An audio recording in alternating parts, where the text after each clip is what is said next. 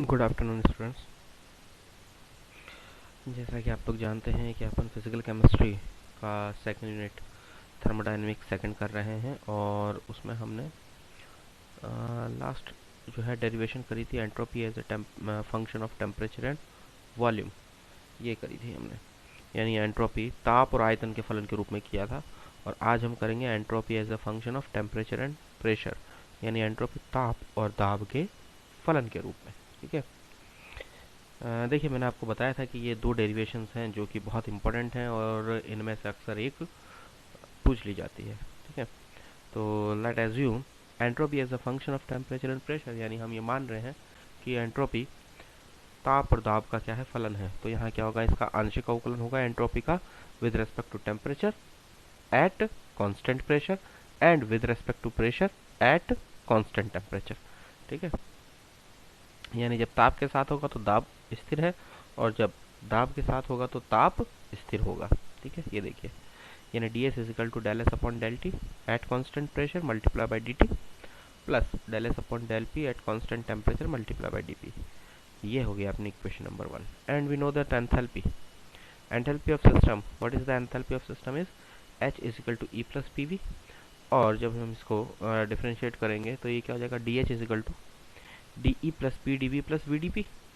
ठीक है, क्योंकि ये पहले जब ये दो हैं तो पहले p का होगा, सॉरी, जब हम v का डिफ्रेंशिएशन करेंगे तो p कांस्टेंट रहेगा। ठीक है, और जब p का करेंगे तो v कांस्टेंट रहेगा, तो इसलिए पहले होगा p dv, फिर होगा v dp। ठीक है। तो अब देखिए, आप जानते हैं कि de प्लस पी डी ये होता है dq के बराबर according to the first law of thermodynamics, यानी ऊष्मागतिकी के प्रथम लॉ से हम ये जानते हैं कि D E plus P D we Q D Q के बराबर होता है। और चेंज इन एंट्रोपी यानी डी एस का फॉर्मूला हम जानते हैं, वो होता है डी क्यू बाई टी। यानी डी क्यू क्या हो जाएगा, अगर हम इस फॉर्मूले से देखें, ये जो सेकंड वाला है, तो हम जानते हैं d S is equal to D q by t होता है, तो डी क्यू क्या होगा, टी डी एस होगा। आ रही बात समझ में? डी क्यू का मतलब क्या हो जाएगा, टी डी एस। तो डी ई प्लस पी डी वी की जगह जब मैं डी क्यू लिख रहा हूँ तो इस डी क्यू की जगह मैं टी डी एस लिख सकता हूँ। अब आ रही बात समझ में? ठीक है ना। तो ये देखिए, डी एच इजिकल टू क्या हो गया, ये डी ई प्लस पी डी वी की जगह पहले लिखा डी क्यू, उसके बाद में देखिए इस डी क्यू की जगह मैंने लिखा टी डी एस। तो ये डी क्यू कहाँ से आया, टी डी एस कैसे आया, उसको समझाने के लिए मैंने यहाँ पर ये लिखा है।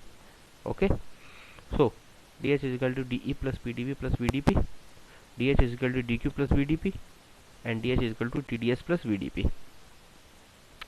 तो टी डी एस क्या हो जाएगा, T D S is equal to, ये टी डी एस जब इस तरफ जाएगा तो डी एच इधर आएगा। ठीक है, यहाँ हम कहें कि आप वी डी पी को उस तरफ ले जाइए तो ये माइनस का हो जाएगा। ठीक है, यानी T D S is equal to D H minus V D P. ठीक है, तो डी एस क्या हो जाएगा, ये हम टी से डिवाइड कर देंगे इस पूरी इक्वेशन को, यानी D S is equal to क्या हो जाएगा, D H upon T minus V upon T dot D P. ये हो गई आपकी इक्वेशन नंबर सेकेंड। ठीक है, और इसके बाद में हम क्या लिख रहे हैं कि if enthalpy of a system is a function of temperature and pressure, अगर हम माने कि एंथैल्पी जो होती है वो टेम्परेचर और प्रेशर का फंक्शन है, क्योंकि एंट्रोपी को वो माना है हमने, तो एंथैल्पी को भी हम माने तो वही एंथैल्पी का जो है हम डिफरेंशिएशन करेंगे with respect to temperature at constant pressure and with respect to pressure at constant temperature. यानी पहले एंथैल्पी को हम अवकलन करेंगे ताप के सापेक्ष स्थिर दाब पर और उसके बाद में दाब के सापेक्ष स्थिर ताप पर। ये देखिए, यानी डी एच इजकल टू क्या हो गया, del H upon del T at constant pressure multiply by D T plus del H upon del P at constant temperature multiply by D P. ठीक है, अब हम जानते हैं कि del H upon del T at constant pressure ये होता है सी पी के बराबर, और सी पी क्या होता है, heat capacity at constant pressure. यानी del H upon del T at constant pressure, यानी स्थिर दाब पर, ये क्या है बेसिकली, स्थिर दाब पर ताप के सापेक्ष एंथैल्पी में परिवर्तन। ठीक है, ये किसके बराबर होता है, सीपी के बराबर होता है। सीपी क्या है, स्थिर दाब पर ऊष्माधारिता है। ठीक है, ये है स्थिर दाब पर ऊष्माधारिता। तो स्थिर दाब पर ऊष्माधारिता के ये बराबर होता है, ये हम कर चुके हैं, आपको याद होगा सीवी और सीपी की वैल्यू हम फाइंड आउट कर चुके हैं फर्स्ट यूनिट में, और वहाँ इनके बीच में रिलेशन भी निकाला था। तो सीपी का मान आप वहाँ जाकर के देख सकते हैं, वो यही होता है, del H upon del T at constant pressure, ठीक है, उसके बराबर है। तो यहाँ रख देंगे हम C P, D T as it is आ जाएगा, और ये वापस एज इट इज़ आ जाएगा जो सेकंड जो इसका स्टेप है, यानी del H upon del P at constant temperature D P, ठीक है। ये हो गई आपकी इक्वेशन नंबर थर्ड। ये इक्वेशन नंबर थर्ड से जो डी एच की वैल्यू आई है ये हम इक्वेशन नंबर टू में पुट करेंगे। इक्वेशन नंबर टू में आप देखें ये रहा डी एच, इस जगह पर, इस डी एच की जगह पे हम ये पूरी इतनी बड़ी वैल्यू जो है पूरी पुट कर देंगे, ये वाली, सॉरी ये वाली इक्वेशन नंबर थर्ड से पूरी वैल्यू। अगर आप देखें ढंग से तो सेकंड नंबर इक्वेशन में आप देखेंगे कि डी एच के नीचे टी है तो 1/t पूरा बाहर ले लेंगे हम, और ये पूरा ब्रैकेट में ले लेंगे, देखिए ये वाला डी एच ये पूरा ब्रैकेट में ले लिया, C P D T plus del H upon del P at constant temperature D P, और 1/t बाहर ले लिया, ठीक है, ये पूरा हो गया। और उसके बाद में जो सेकंड स्टेप था वो सेकंड इक्वेशन नंबर सेकंड का वो तो एज इट इज रहेगा minus V by T D P, ये आ गया देखो as it is minus V by T D P, ये हो गया।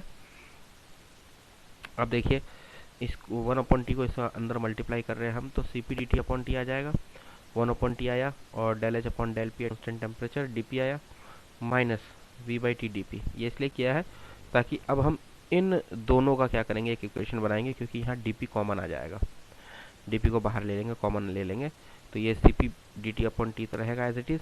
और देखिए यहाँ पर 1/t भी कॉमन आ जाएगा, 1/t यहाँ भी है, 1/t इसमें भी है, तो 1/t कॉमन आ गया, ठीक है, और डी पी भी कॉमन आ गया, ठीक है।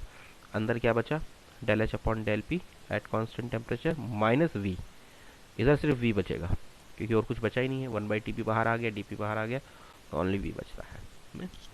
ये जो इक्वेशन नंबर 4 है ये क्या बता रही है, देखिए equation number 4 shows that change in entropy with respect to temperature and pressure। अगर आप देखें तो यहाँ dt है और यहाँ dp है, यानी इक्वेशन नंबर 4 जो है वो क्या बता रही है, चेंज इन एंट्रोपी, यानी एंट्रोपी में परिवर्तन की दर with respect to temperature and with respect to pressure, यानी ताप और दाब के सापेक्ष एंट्रोपी में परिवर्तन की दर को बताती है ये, ठीक है। और अगर आप याद करें इक्वेशन नंबर 1 क्या थी, वो भी यही है कि एंट्रोपी ताप और दाब का फलन है, यानी एंट्रोपी को ताप और दाब के फलन के रूप में बता रही है वो इक्वेशन भी। It means equation number 4 is equivalent to equation number 1, यानी इक्वेशन नंबर 4 जो है वो इक्वेशन नंबर 1 के क्या है, समतुल्य हो गई, और जब समतुल्य हो गई तो हम समतुल्य रखेंगे। तो देखिए जो dt वाली वैल्यू है वो dt के बराबर हो जाएगी, जो dp वाली वैल्यू है वो dp के बराबर हो जाएगी। अगर आप dt वाली वैल्यू देखें, है ना, तो वो क्या आती है, देखिए यहाँ तो dt वाली वैल्यू क्या है, cp बाई टी, वो इस तरफ आ गई। इक्वेशन नंबर फर्स्ट में क्या है वो देखनी पड़ेगी, ये देखिए वापस आइए, dt वाली वैल्यू ये रही, वो थी del S upon del T at constant pressure.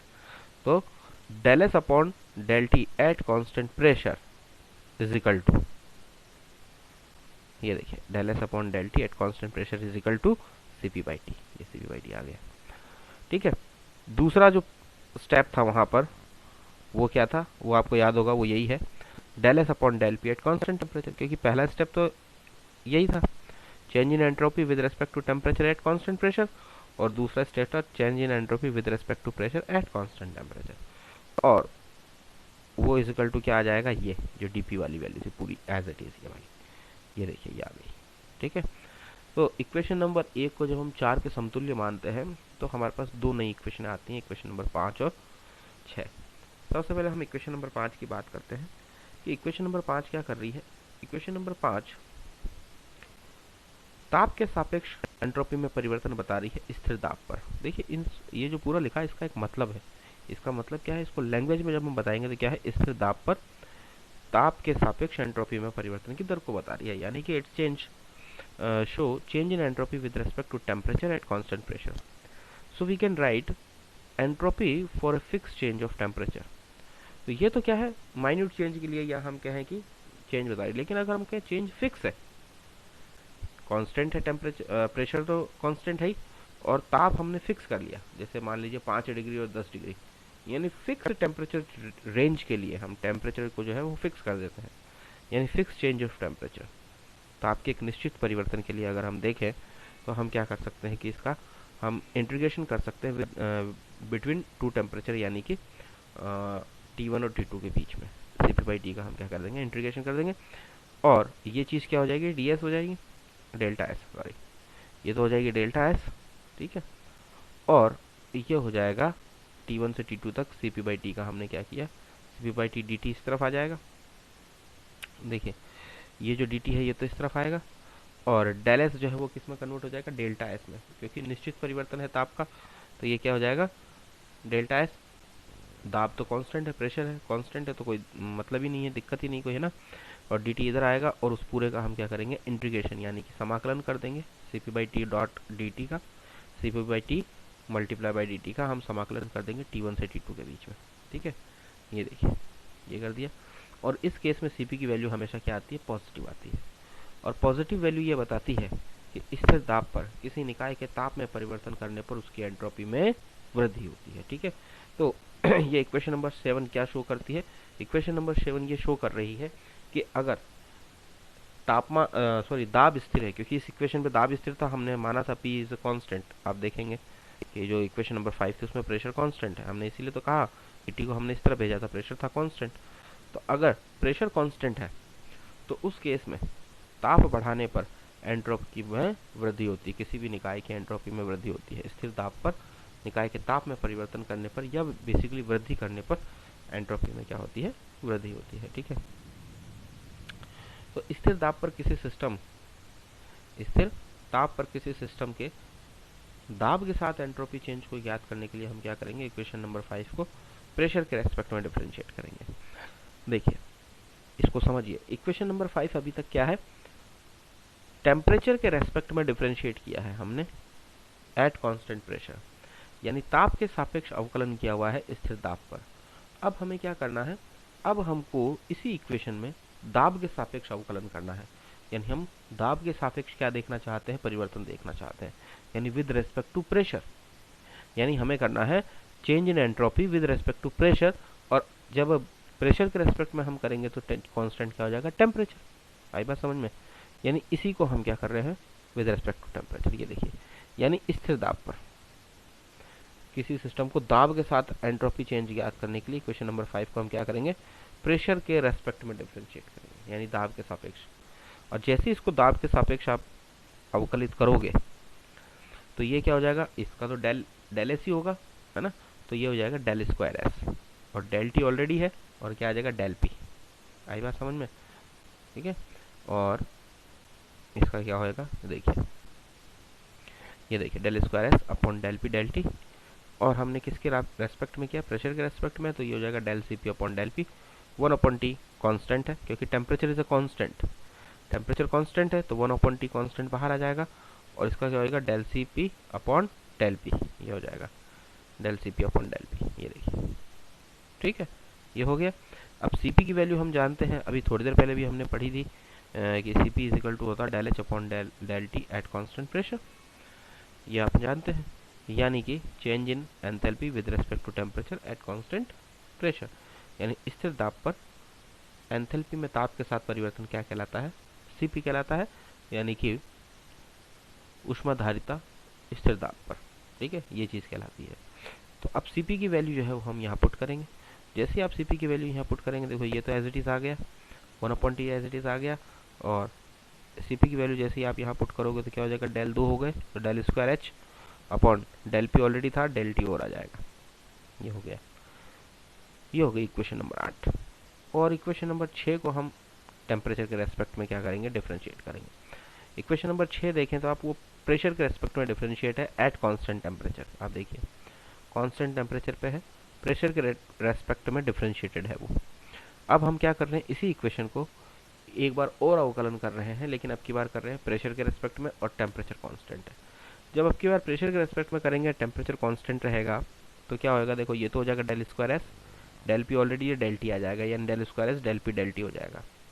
फिर ये दो चीज़ें हैं, इन दोनों का अवकलन कैसे होगा, पहले ए का होगा तो बी कांस्टेंट होगा, फिर बी का होगा तो ए कांस्टेंट होगा, यानी पहले इसको कांस्टेंट रखेंगे तो इस पूरे का करेंगे, फिर जब इस पूरे को कांस्टेंट रखेंगे तो इसका करेंगे, तो इसका 1 अपॉन टी हो जाता है, क्योंकि ताप के सापेक्ष जब हम अवकलन करते हैं तो 1 अपॉन टी का अवकलन क्या हो जाता है, 1 अपॉन टी स्क्वायर हो जाता है, ठीक है, माइनस का, ये ध्यान रखना। ये देखो ये किया हुआ है, ठीक है। आप देखिए कि पहले इसको कांस्टेंट रखा है, और इस पूरे का किया है। ठीक है, तो ये ताप के सापेक्ष था, अब हमें किसके सापेक्ष करना था, दाब के सापेक्ष। तो ये क्या हो जाएगा, del square H upon del P del T हो जाएगा ये, minus del V upon del P हो जाएगा ये। ठीक है, ये हो जाएगा। उसके बाद माइनस 1/t², और फिर ये पूरा एज इट इज लिख देंगे क्योंकि ये कांस्टेंट आएगा। देखिए कुछ इस टाइप का ही होगा, देखिए बिल्कुल वही चीज़ है। देखिए 1/t del square H del T del P हो गया, minus del V upon del T at constant pressure. ठीक है, माइनस 1/t² हो गया, ये कॉमन आ गया, पूरा एज इट इज जो है वो आ गया। अब बिल्कुल जैसे हमने पहले वाले डेरिवेशन में किया था बिल्कुल वैसे ही करेंगे कि हम जानते हैं कि एंट्रोपी क्या है, एक स्टेट फंक्शन है, और स्टेट फंक्शन है तो वो क्या होगा, यथातथ अवकलज होगा, यानी कि एग्जैक्ट डिफरेंशियल होगा। और जब वो एग्जैक्ट डिफरेंशियल होगा तो del square S upon del T del P is equal to del square S upon del P del T del P, ये दोनों बराबर होंगे, है ना। ये तो इक्वेशन नंबर 8 थी, इक्वेशन नंबर 9 थी।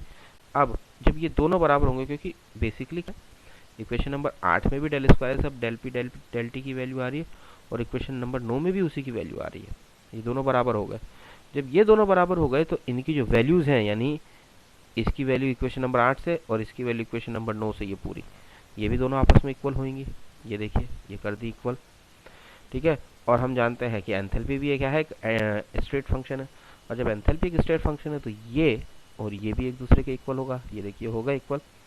अब यहाँ ध्यान रखिएगा कि ये पूरे को हम उठा करके, इधर वाले को उठा के कहाँ लाते हैं, इस तरफ। ठीक है, या फिर आप ये कह सकते हो कि इसको इधर ले गए और इसको इधर लाए, तो ये हो जाएगा प्लस का, और ये चीज़ जो आएगी इधर ये माइनस की हो जाएगी। यहाँ 1/t कॉमन लिया है, अब 1/t कॉमन है और इधर बाहर क्या है 1/t², तो एक टी से एक टी कट जाएगा, तो इधर वाला जो 1/t वो पूरी तरीके से कट जाएगा, और इधर क्या बचेगा, सिर्फ 1/t बचेगा, वो भी प्लस का। ये पूरी वैल्यू किस चीज़ की हो जाएगी, प्लस की हो जाएगी, ध्यान रखिएगा, क्योंकि ये सारा उठा के हमने किधर ले लिया, इधर। ये तो रहा ही नहीं, क्योंकि del square H upon del T del P del square H upon del P del T हो गया बराबर।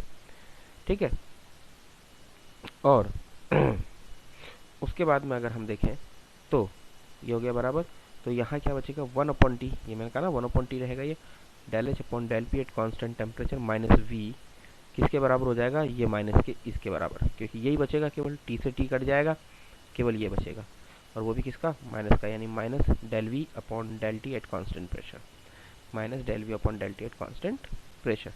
ये हो गई इक्वेशन नंबर 10। अब कंपैरिजन करें हम इक्वेशन नंबर 6 का 10 का, तो ये देखिए ये जिस चीज़ की वैल्यू है उसको यहाँ पुट कर देंगे हम। ये वैल्यू किसकी है, इक्वेशन नंबर 6 से आपको पता चलेगा। देखो ये इक्वेशन नंबर 6 जो थी, ये देखो ये रहे 1/t del H upon del P at constant temperature minus V, इसका मान क्या था, del H upon del P at constant temperature. देखो यही किया होगा यहाँ पर value put, del H upon del P at constant temperature, यानी इसकी जो है हमने पूरे की वैल्यू पुट कर दी है, is equal to minus del V upon del T at constant pressure. ये हो गया। तो ये क्या बता रहा है, ये बता रहा है change in entropy with respect to pressure at constant temperature. ये देख लो, एंट्रोपी को, एंट्रोपी में परिवर्तन की दर बता रहा है दाब के सापेक्ष स्थिर ताप पर। ठीक है, यही बता रहा है। अब the value of del S upon del T at constant pressure from equation number 5 and the value of del s upon del p at constant temperature from equation number 11। Equation number 5 से इसकी और equation number 11 से इसकी value, ये दोनों put करेंगे हम equation number 1 में। देखो इक्वेशन नंबर 11 तो यहाँ दिख ही रही है हमको, del S upon del P at constant temperature, ये वाली del S upon del P at constant temperature, और इसकी वैल्यू है ये minus del V upon del T at constant pressure. Equation number 5 में अगर आप देखें तो इसकी वैल्यू मिलेगी आपको, इक्वेशन नंबर 5 ये देखिए, ये रही, ये रहा del S upon del T at constant pressure, इसकी वैल्यू है सीपी बाई टी। ठीक है, आई बात समझ में, यानी del S upon del T at constant pressure, इसकी वैल्यू क्या है सीपी बाई टी, और इन दोनों की ही वैल्यू हमको पुट करनी इक्वेशन नंबर 1 में, क्योंकि इक्वेशन नंबर 1 यही तो है, change in entropy with respect to temperature at constant pressure, और change in entropy with respect to pressure at constant temperature. ठीक है, यानी एक बार एंट्रोपी में परिवर्तन की दर ताप के सापेक्ष स्थिर दाब पर, और एक बार एंट्रोपी में परिवर्तन की दर दाब के सापेक्ष स्थिर ताप पर, यही है। तो जब इन दोनों की वैल्यू हमने इक्वेशन नंबर 5 और 11 में निकाल लिए तो वो वैल्यू पुट कर देंगे इक्वेशन नंबर 1 में। और देखिए ये आगे इक्वेशन नंबर 1 में वैल्यू पुट, पहले 5 वाली थी, ये वाली इक्वेशन थी, तो इसकी वैल्यू थी CP/T और dt से मल्टीप्लाई तो था ही था, वो एज इट इज हो जाएगा, माइनस माइनस का साइन आएगा, एक इक्वेशन नंबर 11 से जो वैल्यू आ रही है वो माइनस की आ रही है, और इक्वेशन नंबर 1 में जो यहाँ था वो प्लस था और वो माइनस में कन्वर्ट हो जाएगा। तो del S upon del P/T की वैल्यू आ जाएगी minus dV upon del V upon del T at constant pressure multiply by Tp। ये हो गई आपकी इक्वेशन नंबर 12, वापस बन गई नई।